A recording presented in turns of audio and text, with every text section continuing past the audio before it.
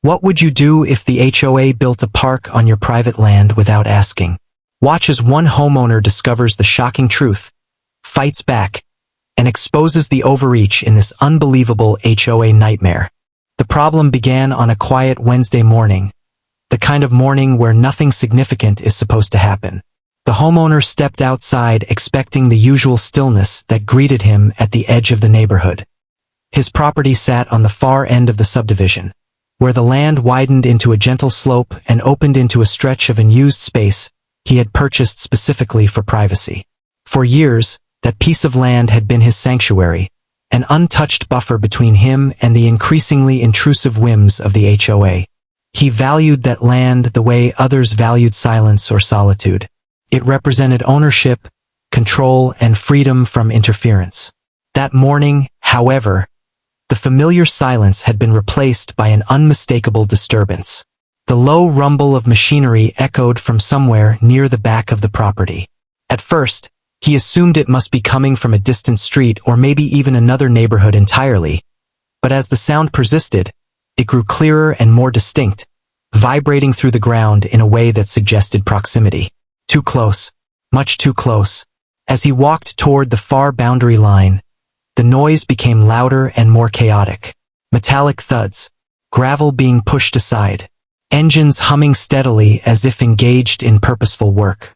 The air carried the scent of freshly disturbed earth, a sharp, earthy smell that always accompanied digging or heavy movement. It didn't take long before he spotted movement through the trees. Bright vests, hard hats, construction equipment he had never seen before, all undeniably stationed on his land. There had been no warning, no letter, no courtesy notice taped to his door. Absolutely nothing. The land had been private for nearly a decade. Never once had the HOA expressed interest in it. They had never asked to use it, never mentioned any community plans involving the area, and never requested permission for anything at all. He had always assumed that meant they intended to leave him alone. A rarity for a neighborhood association that found reasons to complain about everything from mailbox color to lawn height. Now the scene unfolding before him told a very different story. Workers moved with the brisk efficiency of people who believed they were exactly where they were supposed to be. They hauled lumber, leveled soil, erected posts, and marked the ground with vividly colored spray paint. Pathways were being carved, borders were being staked, and piles of equipment lay scattered across the grass like the beginnings of a serious construction project. The realization hit him with jarring clarity. Whatever they were building, they were not simply passing through. They were setting up. They were establishing something permanent. They were doing it on his land. The Homeowners Association had a long history of overstepping boundaries, figuratively and literally, but this went far beyond their usual behavior. This wasn't a warning letter, a fine, or an argument over aesthetics. This was an entire construction operation taking place without his knowledge or consent. As he surveyed the area, it became clear that the project was already well underway. The ground had been leveled in long rectangular sections. Wooden beams were arranged in shapes that resembled frames for benches or small structures. Rolls of artificial mulch lay unspooled in neat rows. A stack of brightly painted metal bars suggested some kind of playground equipment. The HOA hadn't asked him for permission. They hadn't notified him. They had simply moved in and begun building something enormous. And judging from the variety of equipment and materials scattered across the property, it wasn't going to be small. This wasn't a planter box or a community garden. This was something far larger, far more invasive. By midday, the true scale of the operation became impossible to ignore. The workers had expanded deeper into his land, forming a clearly defined rectangular space that stretched much farther than he expected. Each measurement, each stake driven into the dirt, each carefully placed material signaled intention and planning. This was deliberate. This was organized. This had been approved by someone. Someone who clearly didn't care that the land wasn't theirs to use. He tried to imagine how long the HOA must have discussed this idea among themselves. Weeks? Months? Maybe even longer. They must have drawn plans, held meetings, voted, allocated budget, hired contractors, and scheduled construction. All without ever acknowledging that the land they intended to use did not belong to them. Toward the evening, as the sun cast long shadows across the construction site, the pieces finally began to form an unmistakable image. Curved metal frames hinted at the early stages of a playground slide. Wooden beams formed the outline of benches. A set of foundational posts marked where a small gazebo or seating area might eventually stand. Bags of sand had been dumped in a large circle, the kind typically reserved for children's play pits. The more he saw, the more undeniable the truth became. They were building a park, a full community park, and they were building it entirely on his private land. Unease spread across him like a slow, tightening grip. He replayed each step the workers took, every piece of machinery that had rolled across his property, every boundary they had ignored. The HOA had exceeded their authority before, but never on a scale like this. Never with a project that seemed so intentionally planned and strategically hidden from him until the last possible moment. If they had started construction without notifying him, what else were they planning to get away with? What had they told the contractors? Did the contractors even know the HOA didn't own this land? Or had the HOA claimed ownership outright? The more he considered the possibilities, the more unsettling everything felt. As the final hour of daylight faded, the workers began packing up their tools and equipment for the evening. The rumble of machinery quieted, the chatter faded, and soon the land grew silent again. But it wasn't the peaceful silence he once enjoyed. It was the heavy, suffocating kind that lingers after something important has been taken from you. He stood at the edge of the developing structure, surveying the damage and intrusion. The paths carved into the dirt, the stakes that marked the shape of the park. The equipment left behind like a promise that construction would resume at sunrise. This wasn't an accident. This wasn't temporary. This was the beginning of something much bigger. Something that would change everything he valued about his home and his privacy. As night settled in, one thing became painfully clear. The HOA had crossed a line so severe that there would be no simple resolution. They had made a decision for him, one that they had no right to make. And tomorrow he intended to find out exactly why. The following morning arrived with an unusual stillness, the kind that felt manufactured rather than natural. The narrator stepped outside expecting calm, but instead found a low hum of activity in the distance. It was faint but persistent, the unmistakable sound of construction equipment. It didn't match anything that should have been happening near his property, especially because no neighboring homeowners had mentioned any renovations. The strange vibration in the air tightened his jaw as he followed the sound, moving slowly down the tree line until the open stretch behind his lot came into view. What he saw made his stomach drop. The empty land, normally quiet and undisturbed, was swarming with workers. Bright vests, heavy machinery, and stacks of lumber were scattered across the dirt. Fresh survey markers dotted the ground like a trail of breadcrumbs, each one stabbed directly into soil that he owned. The realization came like a punch to the chest. They weren't simply working near the property line, they were working inside it, deep inside it. A creeping sense of violation washed over him as he scanned the site. The previous day's odd signs suddenly fell into place. The tire prints, the cut wires, the disturbed soil. None of it was incidental. The HOA had already been preparing the land, planning this development without informing him, acknowledging him, or even pretending to seek permission. He continued forward, stepping carefully over churned mud where his grass had been ripped out. New trenches had been dug, forming the outline of what looked like pathways. Wooden posts marked where benches or playground equipment would soon be placed. In the center, workers were leveling the ground in a wide circular shape, the early foundation of what could only be a park pavilion. It was no longer a suspicion. It was no misunderstanding.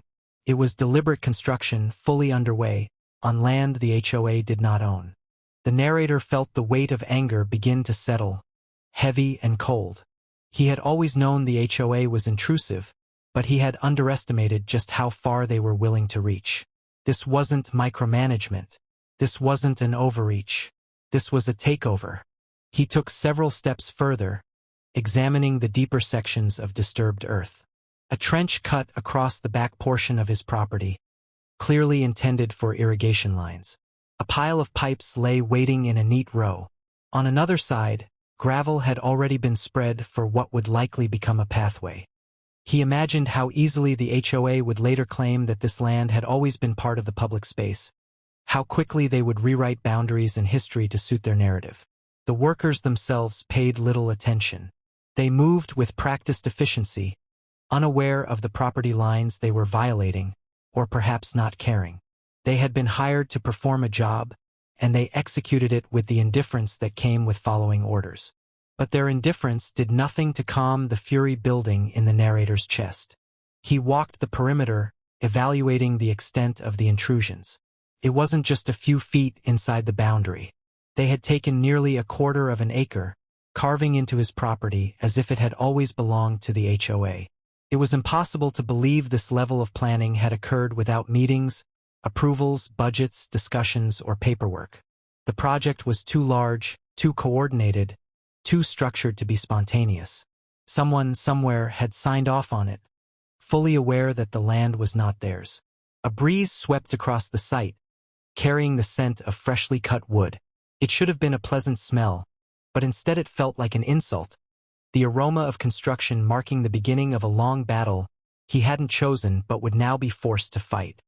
He returned to his house with a sense of controlled determination rather than panic. He reviewed his property documents, spreading them across the kitchen table. The boundaries were clear, supported by recorded plats and county maps. His ownership was unmistakable and legally uncontested. He then compared the official documents with the visible construction markers he had seen outside. The HOA's posts were well within his lines as the morning passed. He organized his evidence: photographs of survey stakes, images of machinery on his soil, video footage of workers performing tasks on land they didn't own.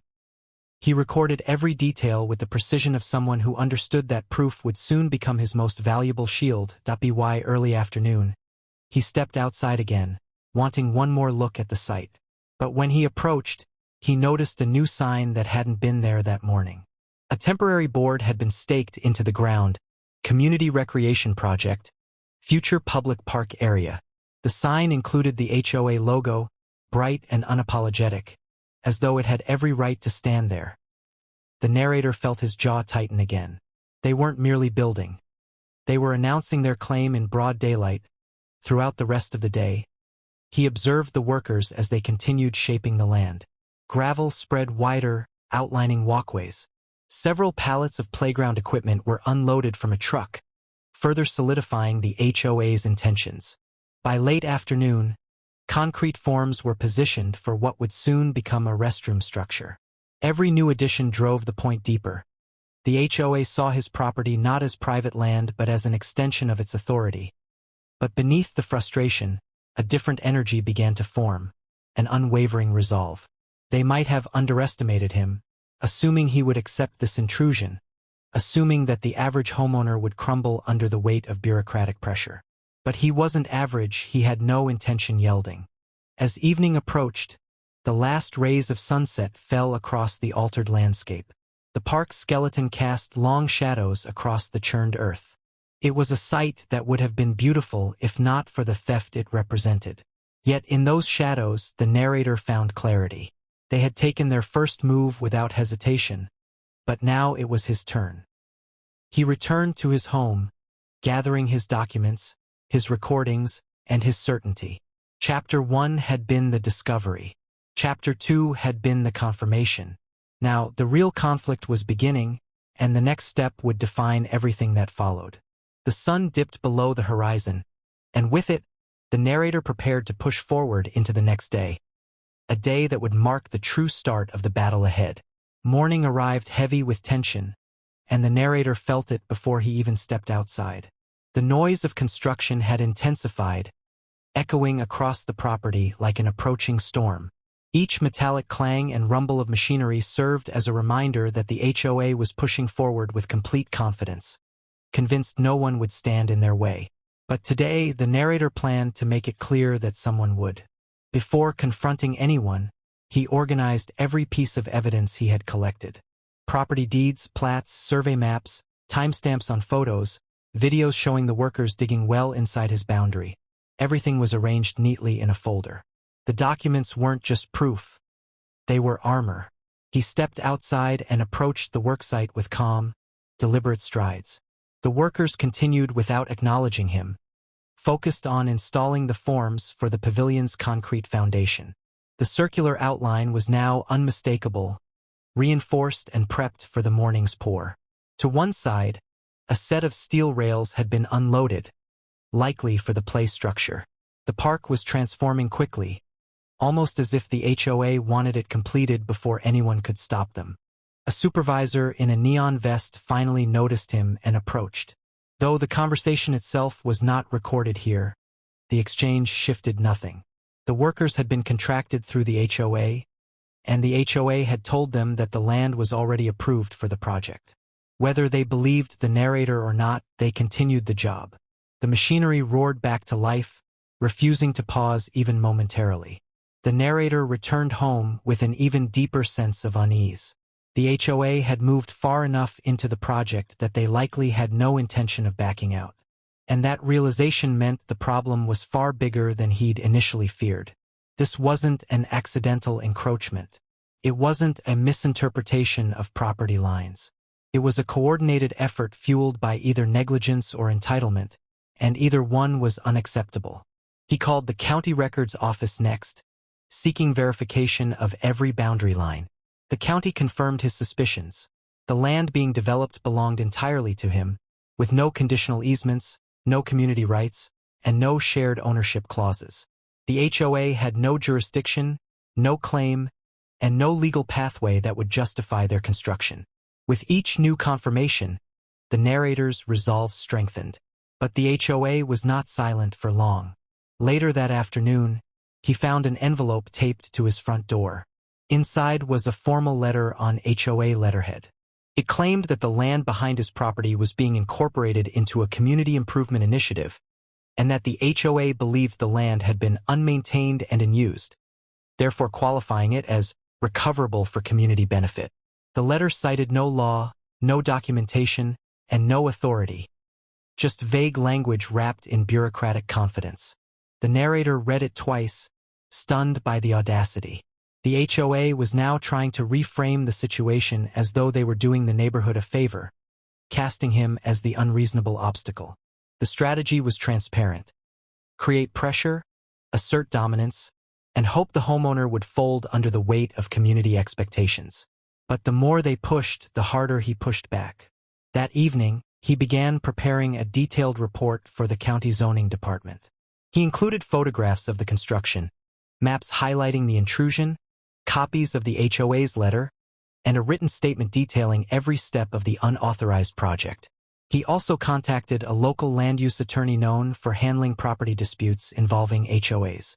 The attorney responded quickly, agreeing that the situation was highly irregular and likely illegal.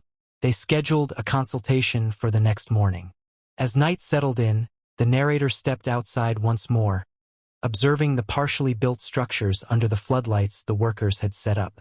The land looked foreign now, scarred, disturbed, reshaped by hands that had no right to touch it. In the glow of the lights, the stakes and gravel pathways appeared deliberate and permanent, like the HOA was trying to seal its claim before anyone could intervene. But the narrator saw more than just trespass. He saw leverage. Every piece of machinery parked on his soil was uninvited. Every trench dug was unauthorized destruction. Every dollar the HOA had spent built his case stronger. The deeper they built, the deeper their liability grew. He went back inside with a strange sense of calm forming over him, not because the situation was improving, but because he knew the tide would soon begin to turn. The next morning brought a shift he hadn't expected. As he prepared to leave for his consultation with the attorney, he noticed several neighbors gathered at the edge of the construction site. Some were curious. Others were enthusiastic. A few were already taking pictures of the playground equipment, clearly excited about the new park. The narrator realized something important. Most of them had no idea the land wasn't HOA-owned. The HOA had likely framed it as a community-funded, HOA-approved expansion. The neighbors' excitement wasn't malicious, came from misinformation, and that, he understood, would make the situation more complicated. Throughout the day, word spread that the homeowner was opposing the new park, and whispers began circulating about why someone would want to block a community space. The HOA had already started pushing its narrative, that the land had been unclaimed, that the homeowner was being uncooperative, and that the project was for the greater good. By evening, the narrator felt the effects. Some neighbors looked at him differently. Others avoided eye contact entirely.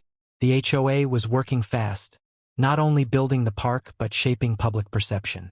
But the narrator reminded himself that legality outweighed popularity.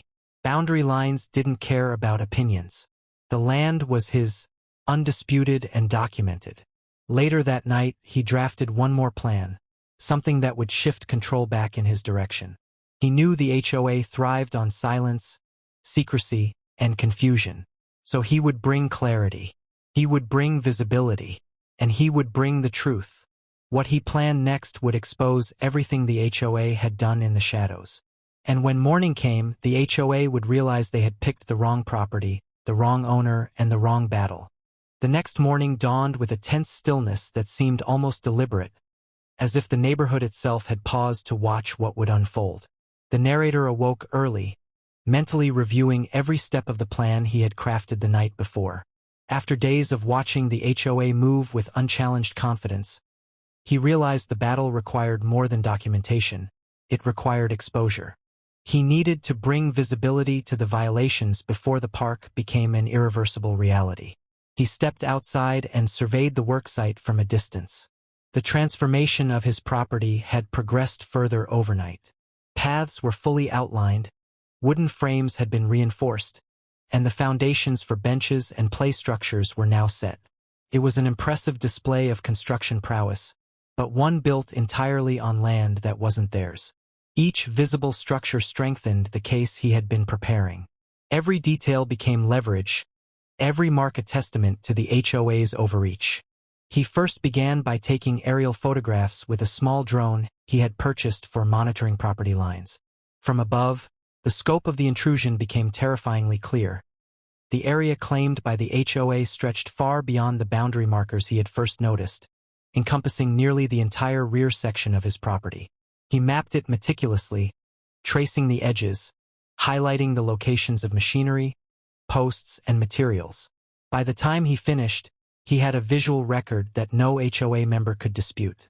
With the evidence in hand, he drafted a formal complaint addressed to the county zoning and building department. Each photo, each boundary map, each timestamp video was attached. He detailed the sequence of events, including the sudden arrival of machinery, the placement of stakes, and the construction of structures on his land. The complaint was precise, unemotional, factual, the kind of document that carried undeniable weight in legal matters. While preparing the complaint, he noticed the neighbors beginning their morning routines. Many had gathered along the edges of the property, snapping photos and chatting with one another. Their curiosity was palpable. Some were excited about the park. Others were concerned by the intrusion of heavy machinery into a space that had previously been quiet and private. He realized quickly that perception mattered almost as much as legality. The HOA had relied on public support to justify their actions, presenting the project as a gift to the community. But he could flip the narrative. Once the neighbors saw the truth, that the land was private, that construction was unauthorized, and that the HOA had overstepped, they would have no choice but to reconsider their support. Later in the morning, the narrator delivered the complaint to the zoning office in person, ensuring that it would be logged immediately and receive attention. He spoke with a clerk who confirmed receipt, noting that an inspector would likely visit the property within the next 48 hours. Though the discussion was brief and professional, it marked a pivotal turning point. The HOA would soon face scrutiny from local authorities, and the unauthorized construction could be halted before it was completed. Returning home, he took further steps to document the workers' activities. He captured video of machinery in motion, benches being assembled, and the playground's central structure rising above the disturbed soil. Every movement was recorded from multiple angles, ensuring a comprehensive record. In his mind, each frame represented not just proof but a form of control, the power to challenge the HOA's claims and actions at any stage of the project.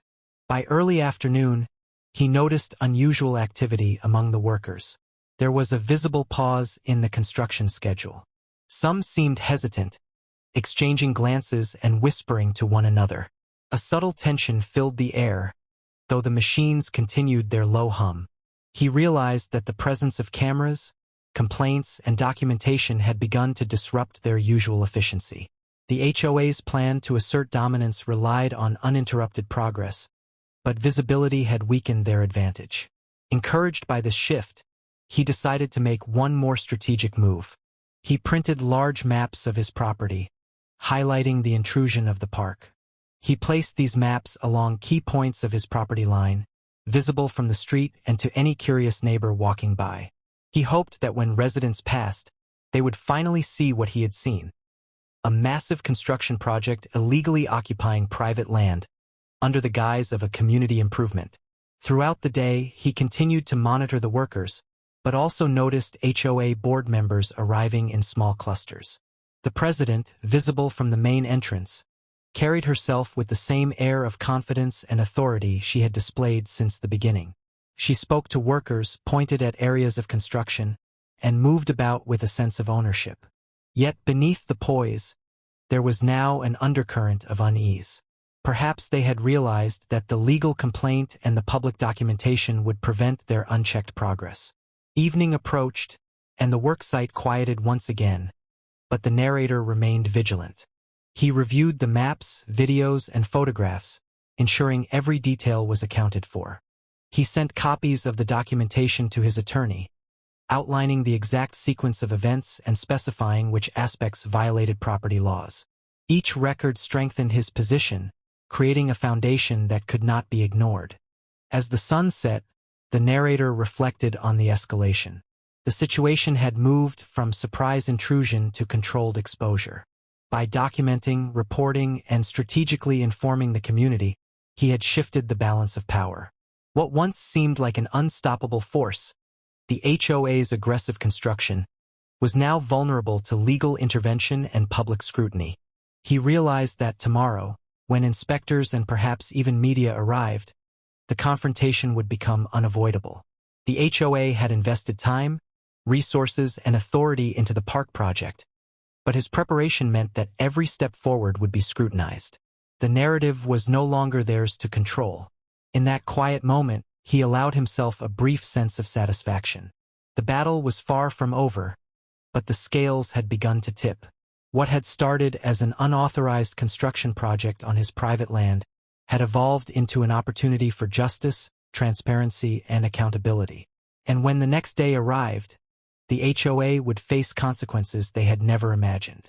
The morning arrived with an intensity unlike any previous day. The worksite was buzzing, but this time the energy in the air was different. Uneasy, strained, and heavy with anticipation. The narrator had spent the past 24 hours organizing every detail, coordinating with his attorney, and preparing for the arrival of county inspectors. What had started as a shocking intrusion had evolved into a battle of accountability, and today, the HOA would confront consequences far beyond their expectations. Before the first light of day, the narrator stepped outside and surveyed the property. The park structures, benches, pathways, the skeletal framework of the playground, stood partially completed, a visible testament to the HOA's audacity. The carefully disturbed earth traced the boundaries with undeniable clarity, and every bright stake marked encroachment. From above, captured through aerial footage he had recorded earlier, the scale of the intrusion was evident and irrefutable. He reviewed the legal documents once more. Property deeds, maps, timestamps on photographs, and video evidence of the construction crew working beyond the rightful boundary. Every form, every note, every photograph had been meticulously organized, creating a comprehensive dossier that left little room for dispute. He knew that when the inspectors arrived, the evidence would be incontrovertible. The HOA had assumed secrecy would protect them, but transparency had become his greatest weapon. By mid-morning, the county inspectors arrived. They stepped carefully across the churned earth, measuring and photographing every corner of the construction site. Their presence had an immediate effect. The workers paused, and the construction equipment sat idle, engines off, waiting. Even the HOA board members, who had arrived with authority and confidence, now moved with visible tension. The inspectors asked questions, examined maps, and compared the property's legal boundaries with the ongoing construction. Each discrepancy, each overstep was documented, recorded, and noted. From the edges of the neighborhood, curious residents gathered. They watched silently as the inspectors meticulously traced the intrusion. The signs of the HOA's overreach were undeniable. Word began to circulate that the project was taking place on private property without consent. The public support the HOA had hoped to leverage began to falter as neighbors realized the truth. What had been framed as a gift to the community was now being recognized as an unlawful encroachment, and the narrative that the HOA controlled so confidently started to unravel. Meanwhile, the narrator continued to document everything, capturing the reactions of the HOA board members and the workers' hesitation. Their authority had been challenged, and the sight of legal representatives and inspectors on site forced them into defensive postures. It was a moment of exposure the narrator had anticipated, a tipping point where the illusion of HOA control could no longer be maintained. As the inspection progressed, the full scale of the project's intrusion became apparent. Pathways extended deep into private land.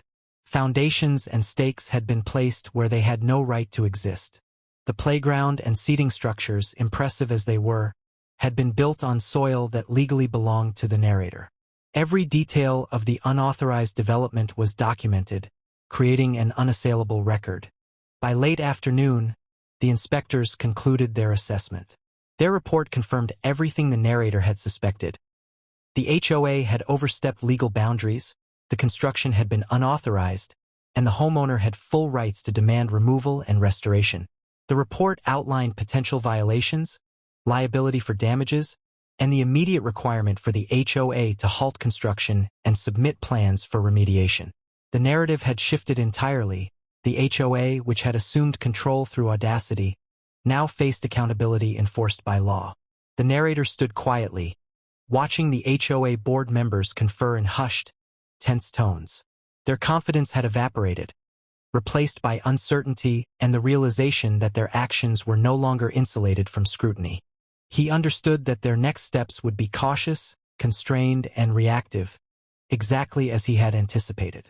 The park project, which had been a symbol of unchecked authority, now symbolized their misjudgment. Over the next few hours, construction ceased completely. Equipment was parked neatly to one side, workers left the site, and the HOA attempted to negotiate with the inspectors. But the legal and photographic evidence ensured that any attempt to downplay the situation would fail. The narrator had anticipated their arguments, their justifications, and their attempts at intimidation. He had prepared for every contingency, leaving them with no leverage. By evening, a formal agreement was drafted, requiring the HOA to remove all structures and restore the land to its original state. A timeline was set, and compliance was mandated under the supervision of county authorities. The once confident HOA, which had moved with impunity, now had a strict, enforceable deadline. Their authority had been curtailed, their project halted, and their overreach exposed to neighbors and officials alike. The narrator surveyed his restored property, a sense of quiet triumph settling over him. The land, which had been threatened, violated, and nearly claimed by an overbearing association, was now protected. The park, once rising defiantly on his private soil, had been dismantled, leaving only memories of its brief encroachment. The HOA had learned a lesson in accountability, and he had reclaimed the power that had always been his. In the days that followed, the HOA adjusted its communications with the neighborhood, careful to avoid public scrutiny and legal exposure. They had underestimated the homeowner's resolve, the clarity of legal boundaries, and the power of meticulous documentation. What had begun as a shocking intrusion had transformed into a demonstration of how vigilance, preparation, and adherence to law could restore justice. For the narrator, the experience left more than just restored land. It left a renewed understanding of ownership, authority, and the dangers of unchecked organizational power. The quiet mornings returned, but they were different now. Each rustle of leaves and distant hum of the neighborhood carried with it a sense of security, a reminder that the boundaries of property and personal rights must always be respected. The HOA, once brazen and assertive, had been reminded of the limits of their authority. The project that was built without consent had collapsed under the weight of documentation, inspection, and reason. And the homeowner, who had once felt powerless against an overreaching association, now stood victorious, having defended not just land, but principle. The story ended not with confrontation or chaos, but with accountability, closure, and the restoration of control to its rightful owner.